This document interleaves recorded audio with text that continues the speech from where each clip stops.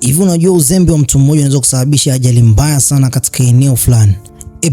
Basi tunaendelea na movie yetu, na hii hapa ni Goblin episode ya 8. Tunaendelea pale pale tulipokuwa tumeweza kuishia. Katika episode ya 7 tuliishia katika kipengele ambacho bwana mkubwa Goblin pamoja na Yun, basi Yun alikuwa anataka kuweza kuchomoa upanga huo, lakini mara ghafla kipindi ambacho basi alivyokuwa jaribu kuweza kunyofoa ule upanga, hakujua kwamba Goblin alikuwa anakufa baada ya tukio hili. Hapo Goblin alifanikiwa kuweza kumpushi binti huyu, na mwisho wa siku alisababisha ajali mbaya sana katika ile eneo. Ajali ile ilikuwa imeweza kutokea katika ile eneo, watu wengi sana wanaweza kupata hasara ya magari yao.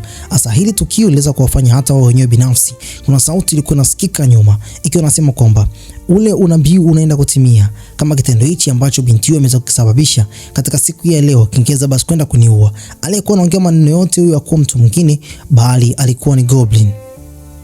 Sasa baada ya tukio hili hapa, Goblin binti pale pale alikuwa kama vile amepoteza fahamu, akamrudisha mpaka nyumbani na kisha akamlaza kitandani. Baada ya muda kidogo aliweza kuamka, kisha Goblin akawa anamuuliza vipi, unaendeleaje? Binti naye anamuuliza Goblin, unaendeleaje, uko sawa? Binti alikuwa anajisikia amani kabisa, alikuwa anajaribu kuweza kujiuliza kwamba nini ambacho kimeweza kutokea, lakini ukweli wa mambo ni kwamba binti huyu alikwenda kusababisha majanga makubwa sana kiasi kwamba Goblin katika siku ya leo katika episode ya 8 tusingeenda kumuona.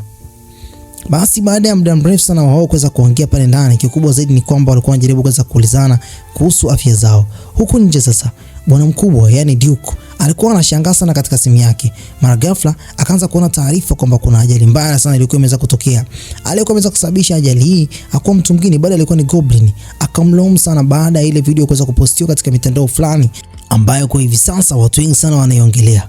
Basi Duke alikuwa na pesa, lakini pia alikuwa na uwezo mkubwa sana wa kuweza kuongea na vyombo vya habari.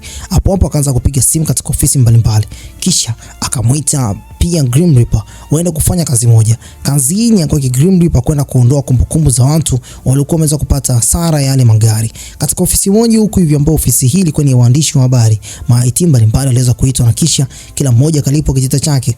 Hapo wakapewa amri moja tu, kwenda kudelete video zote zilizokuwa katika mitandao mbalimbali ya kijamii ili tu kwenda kuifuta kashfa hii kwamba Goblin kile ambacho alikuwa ameweza kukitenda katika siku ya leo kisiende kusambaa.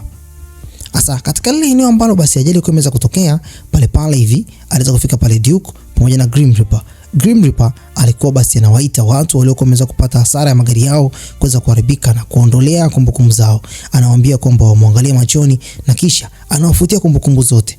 Sasa mmoja baada ya mwingine alikuwa anafutia kumbukumbu zake, na kisha baada ya kusogea tu mbele hivi Duke alikuwa anawapa kitita cha pesa, na kisha baada ya hapo kazi ilikuwa inabaki kwake bwana mkubwa Grim Reaper, na Grim Reaper alikuwa anafutia kumbukumbu zao zote kwa kuambia kwamba waende kutangaza katika jamii mbalimbali kwamba ajali ile ilikuwa imeweza kusababishwa na pesa zilizokuwa zimeweza kuanguka kutokea juu, na mwisho wa siku wengi wao wakagongana katika yale magari. Sasa Grim Reaper pamoja na Duke walifika katika server moja ambayo server hii ni ya mtandao fulani. Hapo pale Grim Reaper akamwambia yule mfanyakazi amwangalie machoni. Mfanyakazi huyu akafutiwa kumbukumbu na kisha wakaizima ile server. Huku nyumbani sasa walipokuwa basi wamerudi, wakamkuta pale hivi Grim Reaper anakula dawa za watu ambao hawana kumbukumbu na wana matatizo ya afya ya akili. Sasa baada ya kula zile dawa, bwana mkubwa pale alikuwa anajisikia vibaya sana. Hata naye Duke alianza kuona kama vile maisha pale ndani yalikuwa si maisha ya kawaida. Akaamua naye kumeza zile dawa. Sasa kila mmoja pale ndani alikuwa anameza zile dawa, lakini huku tunaonyesha kwamba binti naye basi alikuwa anafikiria yale matukio, namna ambavyo basi alivyokuwa ameweza kutokea, ikiwa inaaminika kwamba binti huyu alikuwa ndo chanzo cha mambo yote yale. Sasa alivyorudi huko sebleni akamkuta pale bwana mkubwa alikuwa ameweza kupasua sahani na kisha amedondoka pale chini. Sasa akawa anamuuliza pale Grim Reaper nini ambacho kimeweza kutokea. Grim Reaper anamwambia kwamba alijioverdosi baada ya kumeza dawa za watu wenye changamoto ya afya ya akili. Sasa binti huyu alimsogelea na kisha akawa anajaribu kuweza kumbembeleza na kumuuliza kwamba nini ambacho basi unakiwaza sana. Wewe uliniambia kwamba ule upanga nikiuchomoa unakuwa salama tu. Unaona kama vile kuna kitu ambacho hakiko sawa. Sasa Grim Reaper akakumbuka ile picha, namna ambavyo basi alivyokuwa ameweza kuitazama, na kwa mara nyingine tena katika siku ya leo tena akaanza kuitazama ile picha. Kila anapoitazama akawa anajiuliza kwamba wewe ni nani? Mbona mimi nikikutazama naumia moyo wangu? Sasa kwa upande mwingine huku hivi mwanadada Kim ambaye mara ya kwanza alitambulisha kama anaitwa Sun, sasa alikuwa anakunywa pombe katika restaurant yake amekunywa pombe kiasi cha kwamba kila aliyekuwa anapita alikuwa anamhesabu katika lile eneo. Akasema kwamba wakifika watu 50 ndio nitaenda nyumbani. Huku nyumbani sasa Goblin alikuwa amelala pale chini na binti akaamua kuosha mishumaa mingi sana, akamfunika na kuhakikisha kwamba haumii katika lile eneo kipindi ambacho basi atakuwa amelala. Akampima mpaka homa na kisha akawa anajaribu kuweza kumbembeleza angalau basi aendelee kulala. Muda uliposogea sana mbele, bwana mkubwa naye akapata fahamu kidogo na kisha akaanza kuongea. Binti huyo alifurahi sana, lakini kumbuka kwamba Goblin mpaka kwa hivi sasa hali yake si shwari. Sasa Yun akampeleka Duke katika restaurant moja, ambapo katika restaurant hii alikuja hapa akamuonga sandwich na kisha basi akataka basi aweze kumsomea kile kitabu ambacho bwana mkubwa yani Goblin alikuwa amekiandika katika lugha ya Kichinese. Sasa binti huyo alikuwa anatamani sana mtu anayejua Kichina aweze kumtafsiria hichi ambacho kimeweza kuandikwa. Basi bwana mkubwa yani Duke akaanza kusoma. Sasa akaanza kumwambia kwamba hii ni story kuhusu miaka 100. Sasa binti huyo akazani kwamba Duke alikuwa anamtania na kisha akasema kwamba inaonekana kama vile hujui hata kusoma. Akachukua ile kitabu na kisha akaamua kukifungia kwenye begi lake. Sasa pale Duke akamwambia kwamba pamoja na yote ambayo alikuwa ameweza kutokea, kuna siri moja ambayo uifahamu. Siri hiyo ni ipi? Ni kuhusu ile picha ambayo tunaonyeshwa kwamba huku hivi Duke alimuuliza bwana mkubwa Goblin kwani Grim Reaper alivyoitazama ile picha alikuwa analia. Sasa Goblin ndio akagundua kwamba hawa watu wameshaiona ile picha na ile picha alikuwa hajawaambia kwamba ni picha ya nani. Basi Goblin akasema kwamba ile picha ni dada yake. Sasa hapo ndipo pale Goblin akamfuata pale Grim Reaper. Akamuuliza, "Kwa nini ukitazama picha dada yangu unalialia? Wewe una shida gani na dada yangu? Ni nani? Unamjua?" Asa Grim Reaper alipokuwa anamtazama pale video nyuma yake bwana mkubwa Goblin akagundua kwamba huyu mshenzi huyu ndo amenichoma. Kwa hiyo kuanzia hivi sasa huyu ndo adui yangu. Asa kumbe bana Grim Reaper akasema kwamba yule ni mmoja kati ya mtu ambaye mara nyingi zaidi nimekuwa kama vile nimeshaweza kumuona mahali na amekuwa akiniumiza sana moyo wangu. Tunaonyesha tukio la miaka 900 iliyokuwa imeweza kupita ambako dada yake yani Goblin alipokuwa basi ameweza kupigwa mshale na inaaminika kwamba binti huyu alikuwa mpenzi wake mfalme. Sasa inawezekanaje Grim Reaper naye pia kwa kipindi hichi anaumia sana moyo wake? Au labda Grim Reaper ndo alikuwa mfalme kwa kipindi hicho? Maana kwa hivi sasa Grim Reaper kumbukumbu zake hazipo hata kidogo. Kwa hiyo Goblin akampiga mkwara na kisha akaambia kwamba achana na picha dada yangu. Kama kuna mahali popote pale ambako umeweza kumuona basi niambie. Sasa Goblin kwa hivi sasa alikuwa kama vile ameweza kuingia katika kipindi kibaya sana. Sasa huku Grim Reaper akajiandaa na kisha basi akaelekea barabarani huko kukutana na mfanyakazi mwingine ambaye huyu naye ni mlinzi anayehusika na masuala ya kuchukua roho. Sasa akampa story kuhusiana na tukio ambalo kumeweza kutokea kwa siku 2-3 ambazo kumeweza kupita. Anamwambia kwamba mmoja kati ya mfanyakazi alikuwa basi ni mtunza roho za watu waliokuwa wameweza kufa. Anasema kwamba alienda kuchukua roho ya mwanamke mmoja aliyekuwa tayari amekufa na kisha akamkuta mwanamke huyo ni mmoja kati ya mtu ambaye alikuwa anamfahamu. Kumbe bwana alikuwa mke wake kwa miaka 300 ambayo tayari ilikuwa imeshaweza kupita na kwa hivi sasa hali yake ilikuwa katika kipindi kibaya kwa sababu roho hiyo ilikuwa tayari imeshaweza kuchukuliwa. Basi bwana hasa hapa ndipo basi anapata kumbukumbu kwamba inawezekana kwamba yule mwanamke ambaye alikuwa anamuongelea kule pamoja na Goblin inawezekana kwamba ni mtu ambaye yupo hai na inawezekana kwamba tayari walikuwa wameshaweza kuonana. Kuna mwanamke mmoja yeye pamoja na mtoto wake walikuwa wameweza kupita pale mbele yao. Na kisha Grim Reaper akaamua kuweza kumfuata mwanamke huyu. Inaaminika kwamba Grim Reaper katika siku ile ilikuwa kazi yake kwenda basi kumpeleka mwanamke huyu huko kuzimuni. Basi Grim Reaper aliwapeleka katika eneo ambalo basi wanapaswa angalau basi waende kupata kile kinywaji na kinywaji hichi ni kinywaji ambacho kinaenda kufuta kumbukumbu zao zote. Pale mtoto huyu mdogo basi aligundua kwamba mama yake mzazi alikuwa akilia. Kwa mtoto huyu akagundua kwamba kuna changamoto katika ile eneo. Grim Reaper alifanya kazi yake, alikuwa hana huruma katika kipindi hichi hapa. Huku barabarani sasa Goblin alikuwa basi anajiandaa kwenda katika familia moja. Hapo naye binti alimsanukia kwamba Goblin amepita katika lile eneo. Basi akaanza kumfuatilia kimya. Goblin akafika katika nyumba moja ambayo nyumba hii ndani yake kulikuwa kuna mtu ambaye alikuwa anajinyonga. Hapo naye binti akamshtua Goblin. Hapo Katika mlango basi alitoka mtu mmoja ambaye mtu huyu kule ndani basi alikuwa ameweza kuandaa kitanzi chake. Hapo Goblin akaamua kukichoma kile kitanzi na kisha mtu huyu alikuwa anatoa macho kinoma noma. Hapo akamwambia kwamba familia yako bado inakuhitaji. Akampatia sandwich na kisha hapo kipindi ambacho basi wameweza kumpatia mtu huyu alikuwa amepata furaha kidogo, na kisha Goblin pamoja na binti yule waliamua kusepa. Asa nyakati hizo mtoto wake naye alifika katika lile eneo dakika moja tu, kipindi ambacho mzee huyu basi anataka kuweza kujiua. Mtoto wake basi ndio mtu wa kwanza ambaye angekuta kwamba familia hii ilikuwa imeshaweza kupoteza baba. Mtoto akamwambia baba yake kwamba nimekumisi sana. Akamuuliza umeweza kufikaje hapa? Anasema kwamba kuna dereva ambaye alikuwa ameweza kunileta. Alikuwa nani? Alikuwa ni Hugh Duke. Asa mzee huyu aliamua kuweza kumkumbatia mtoto wake tena kwa furaha. Alilia kinoma noma. Sasa huko barabarani ndipo basi tunaonyeshwa kwamba Goblin pamoja na binti walikuwa wakizidi kutembea taratibu. Yoni akamuuliza Goblin, hivi hujui kufanyaga kazi aina yote? Goblin anaambia kwamba hivyo unadhani kwamba mimi hapa ni mjinga? Nimeshafanya kazi nyingi sana. Kazi ya kwanza ambayo Goblin basi ameshaweza kuifanya, amefanya kazi ya vinywaji, amefanya kazi ya uuzaji wa perfume, amefanya kazi kama vile waiter katika hoteli fulani. Kwa kifupi ni kwamba Goblin mpaka hivi sasa amefanya kazi nyingi sana. Sasa ni vile tu kwamba hajataka kuweza kuzitaja zote. Kwanza kabisa kuna kazi ambayo pia aliifanya kwa miaka 900 ambayo imeweza kupita kama mlinzi wa mfalme. Kwa mara nyingine tena binti akarudi katika maktaba ambayo shule hii alikuwa anasoma hapo awali. Alipofika pale ndani akaona mzimu mmoja wa mwanafunzi ambao mwanafunzi huyu alivyomuita anaitwa Ho. Hakuna mtu mwingine yeyote alikuwa anaweza basi kumuona mwanafunzi huyu. Basi yule mwanafunzi akamuita pale binti huyu ili basi angalau waweze kuongea mambo mawili matatu. Binti sasa akajaribu kuweza kununulia hata vitu ambavyo yeye mwenyewe binafsi kwa kipindi cha uhai wake alikuwa anavipenda. Unavomuona hapo ni mwanadamu, lakini kuna siri nzito ambayo binti huyu ameweza kuificha. Ngoja hapo mbele nitakuonyesha. Sasa Yun alipopita na huyu Ho, ndipo basi tunaonyeshwa kwamba mwanamke huyu alikuwa ni mzimu. Baada ya kupita katika eneo la kioo, kwa mara ya kwanza kabisa aliweza kuonekana makovu yake kwenye mwili wake wote, lakini nguo za kawaida ambazo kwa ameweza kuzivaa ni ngumu sana kuweza kuona yale makovu. Sasa ndipo basi Yun akamuuliza kwamba nini ambacho kimeweza kukuta kwenye maisha yako. Mtoto huyu wa kike ambaye anaitwa Ho akasema kwamba changamoto iliyokuwa imeweza kumpata katika maisha yake ilikuwa ni ajali siku ya graduation yake, ajali mbaya sana ambayo kwa hivi sasa imeweza kumwacha roho yake katika eneo la shule. Yaani kifo kinavyotokea basi roho yako kama wakati wake ulikuwa bado hujafika, hapo basi inabaki katika lile eneo.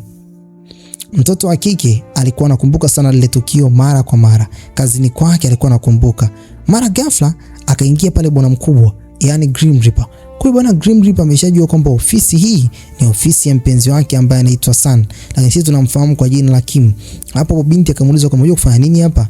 Bwana mkubwa Grim Reaper akajitetea na kusema kwamba amekuja hapa kununua kuku. Binti sasa akamwambia nikuhudumie kuku ipi. Sasa kuku alikuwa anaitaka hata haikuwa basi katika siku hiyo basi imeweza kuandaliwa. Pale ukaingia basi wale wachezaji wa baseball. Hapa mmoja wapo alikuwa ni yule Tai. Kisha Grim Reaper alichukulia jambo kama vile dharau. Huku nyumbani sasa Goblin pamoja na Grim Reaper waliweza kukutana kwa mara nyingine, na mara kwa mara Goblin alikuwa analetewa kuku kila mara, siku ya kwanza, siku ya pili na siku ya tatu. Sasa siku moja kipindi ambacho basi ameweza kuleta hizo kuku, pale binti naye akamwambia Grim Reaper kwamba naomba niweze kuongea na wewe. Wakatoka pembezoni waende kuongea. Sasa binti huyu akagundua kwamba Grim Reaper anamfuata pale Kim, yani bosi wake. Ndipo basi Grim Reaper akasema kwamba acha ujinga, mimi simfuati. Basi hapo Goblin akaja kusikiliza kwamba kuna siri gani ambayo alikuwa anaipanga. Basi wakabadilisha topic na kisha kila mmoja wao akaamua kusepa katika lile eneo. Sasa huku high school bado binti alikuwa anazidi kuhudhuria, kuna utaratibu ambao bado alikuwa hajaweza kukamilisha. Sasa huyu mwanafunzi mwenzake ni kama vile alikuwa anamuonea wivu, akamuuliza kuhusiana na interview zake ambazo ameweza kuzifanya kwenye vyuo mbalimbali. Bado binti akamwambia kwamba kwa nini unaniuliza kuhusiana na interview ambazo umeweza kuzifanya? Huyu mwanamke alikuwa anataka kuweza kugundua kwamba je, huyu mwanafunzi ambaye anaaminika kwamba Yun, watu wengi sana walikuwa wanasema kwamba ana uwezo wa kuona mapepo, je, ameweza kufanikiwa kwenye hizo interview kwa kupitia hao mapepo au la? Binti akaambia kwamba naomba ukamate barabara yako, mimi sihitaji mazoea na wewe. Hapo Goblin akaja kumpokea binti baada ya kutoka shuleni, na kisha akawa ameweza kumletea moja kati ya skafu yake nzuri sana, ambayo skafu hii alipewa na mama yake. Na skafu hii binti huyu mara nyingi zaidi amekuwa akiacha nyumbani. Sasa kulikuwa pia kuna interview ambayo binti anapaswa aende kwenda kuifanya. Kulikuwa kuna basi moja ambalo basi hili ni basi la wanafunzi. Binti akapanda na alikuwa amesimama. Sasa kabla ya gari kuweza kuondoka, hapo Goblin aliweza kumuona kijana mmoja ambaye kijana huyu alikuwa ameweza kuiba pochi ya mtu fulani. Na huyu kijana alikuwa ameshaweza kukutana naye, na hii sio mara ya kwanza, ni kama mara ya pili. Akampita pale na kisha akaona future, tukio ambalo basi lilikuwa linaenda kutokea. Kulikuwa na ajali ambayo ni mbaya sana, ambayo kijana huyu mwizi aliyekuwa ndio kuisababisha ajali hii aligonga vitu vingi sana barabarani, na mwisho wa siku akasababisha ajali ya magari mengi sana, na mwisho wa siku ajali ya gari la wanafunzi. Na hapo hii ajali ilikuwa imeweza kumshtua sana bwana mkubwa Goblin, baada ya kuweza kuona kwamba ndani ya lile basi alikuwa amepanda binti. Lakini kuna kitu ambacho alikuwa ameweza kukiona katika basi lile. Katika ile ajali hakuweza kuona kabisa mwili wa kwake Yun. Ndipo akaamua basi kufanya utafiti. Akajiuliza kabla ya gari lile kuweza kuondoka, je, nilisimamishe au nifanye nini? Akaangalia wanafunzi wengine wote waliokuwa katika lile eneo, na kisha hapo akasema kwamba kwa nini hakuna roho ya kwa kibinti katika lile gari? Hapo akaanza kufanya itikadi zake za yeye binafsi kuweza basi kufanikisha kuweza kuzuia ile ajali. Huku sasa Grim Reaper zaidi ya 10 walikuwa wamejipanga katika lile eneo. Wanategemea kwamba roho za watu katika siku ya leo tunazichukua kuanzia hapa. Wakawa wamejiandaa pale na vyombo vyao, kila mmoja basi yupo serious kinoma noma. Ila Grim Reaper ambaye sisi tunamfahamu hapa alikuwa basi amebeba majina mengi sana, ambao majina haya ni ya wanafunzi mbalimbali. Hapo Goblin akaanza kukamata barabara, na kisha kukutana na mzee mmoja ambaye mzee huyu alikuwa anauza socks. Hapa ndipo ajali inapoenda basi kuanzia. Akaanza na chanzo cha ajali, kwa sababu ile kijana alikuwa anaje kugonga katika ile eneo, na mwisho wa siku akishagonga hapa ndipo basi ataingia barabarani, na hapo ajali nzima ndipo basi inapoenda kutokea. Akaangalia saa na kisha akanunua vitu vyote katika ile meza.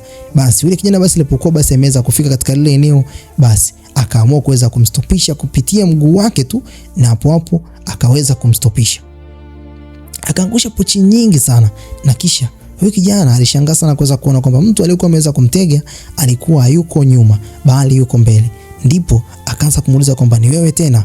Hapo Goblin akaamua kuweza kuichukua ile baskeli yake, na kisha akaifanya kama vile kitumbua, na hapo akamuonyesha pochi zote 3, ambazo pochi hizi hakuwa ameweza hata kuzifungua. Akamtajia mpaka kiasi cha pesa ambacho kilikuwa kule ndani, mpaka watu wao walikuwa wanafanya kazi gani, na kwa nini pesa hizo walikuwa kuzifanyia kitu gani. Ndipo akamwambia kabisa kijana huyu kwamba unapaswa uwe na imani juu yako. Basi gari likaweza kupita pale, lakini hapo alikuwa anampa adhabu kidogo mwizi huyu. Wale Grim Reaper muda wao kuweza kuchukua zile roho kwa umeshaweza kufika.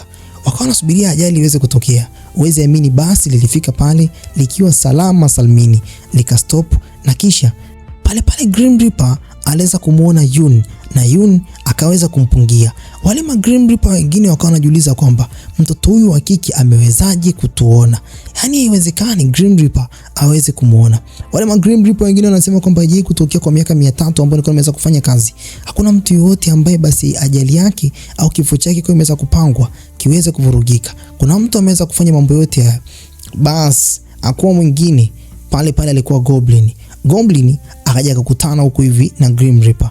Grim Reaper analaumiwa na Goblin kwamba kwa nini hakuwa ameweza kuambiwa kwamba hiyo ajali inaenda kutokea, na walijua kabisa kwamba itaenda kutokea, na katika gari lile angekuepo binti yule, yani Yun. Hapo Goblin alikuwa amepatwa na hasira sana, lakini Grim Reaper anaambia kwamba jina lake alikuepo alipo kwenye listi, na ndio maana mimi hapa nilikuwa sijaweza kukuambia. Yani ni kama vile roho ambazo zimeweza kupotea kuanzia akiwa mdogo, kwa hiyo hata jina lake bado alijaweza kuingizwa katika mfumo wao. Basi Grim Reaper akaweza kushinda kwa staili hiyo, lakini ukweli wa mambo ni kwamba binti katika interview huku aliweza kufanikiwa. Akarudi nyumbani pamoja na bwana mkubwa Goblin. Waliporudi nyumbani sasa huko hivi, Goblin akamuuliza kuhusiana na mambo yote ambayo alikuwa ameenda kuyafanya, lakini bado binti alikuwa anafanya mazoezi, na mazoezi yao basi aliweza kuulizwa, alisema kwamba ni mazoezi kwa ajili ya kuweza kuuchomoa ule upanga. Goblin alishtuka sana kwamba binti huyu bado anatamani kuweza kuuchomoa ule upanga, lakini hajui siri kuhusiana na mambo yote yale.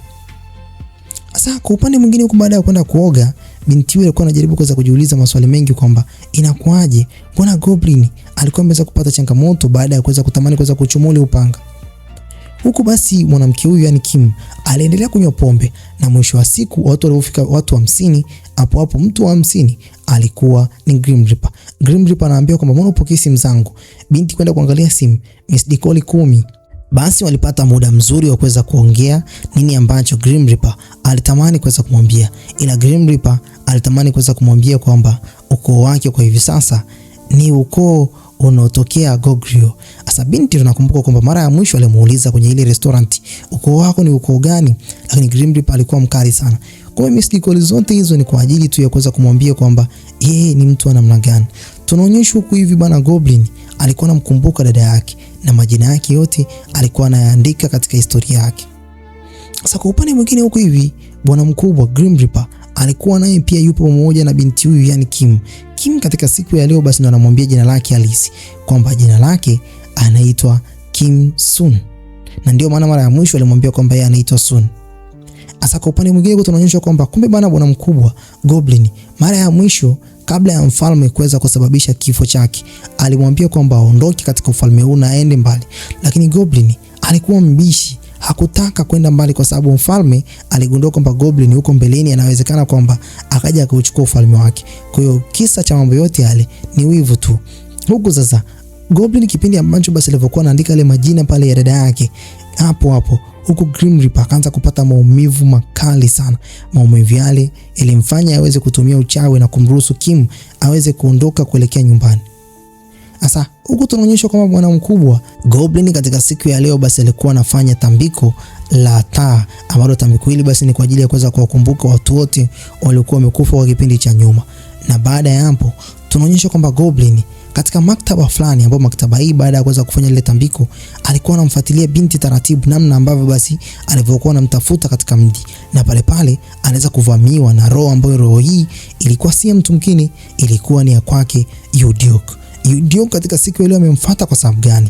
Anataka kuweza kumwambia siri kuhusiana kati yake yeye pamoja na binti Yun, kwamba inapaswa bwana mkubwa wa Goblin aweze kumruhusu binti aweze kuchomoa upanga, na kama hatofanya hivyo basi akaya akijua kwamba binti huyu atakutana na ajali nyingi sana kila mara. Kwanza kabisa akamwambia kwamba ajali ya siku ya leo ilikuwa ni ajali kwa ajili ya kifo chake, na ukaya ukijua kwamba binti huyu lazima atakufa. Kwa upande wa nyumbani huko hivi bado binti naye alikuwa anaongea na Grim Reaper, anamuuliza kuhusiana na kwa nini Goblin hakutaka kuweza kuchomolewa upanga katika ile siku. Kumbe bana Goblin alikuwa ameweza kumdanganya kwamba endapo basi atauchomolewa upanga basi ndipo atazidi kuonekana mzuri zaidi. Sasa katika siku ya leo alikuwa ameweza kugundua kwamba Goblin kwamba akiuchomolewa ule upanga ndio kifo chake mazima. Sasa huku Goblin anaambiwa pamoja na Yudiok kwamba wewe ndio uliokuwa umeweza kusababisha binti huyu mpaka kwa hivi sasa akakutana na ajali nyingi za mara kwa mara, kukutana na wauni ambao walikuwa hawahitaji katika mji huu, ajali za barabarani. Na kama hautoweza kufanya maamuzi ya binti huyu kuweza kuchomoa upanga huo, kwa sababu wewe tayari umeshaweza kuishi kwa miaka mingi sana, basi tambua kwamba yeye mwenyewe binafsi atakufa. Je, Goblin atakubali upanga ule uweze kuchomolewa? Na vipi kuhusiana na binti kule? Ameshagundua ukweli kwamba Goblin akichomolewa upanga ule ndio ataenda kufa. Hapo itakuwaje? Bana naam, basi mimi nafikiri kwamba dondosha comment yako hapo chini niambie tuendelee na episode ya 9 ama tusiendelee. Bye bye for now.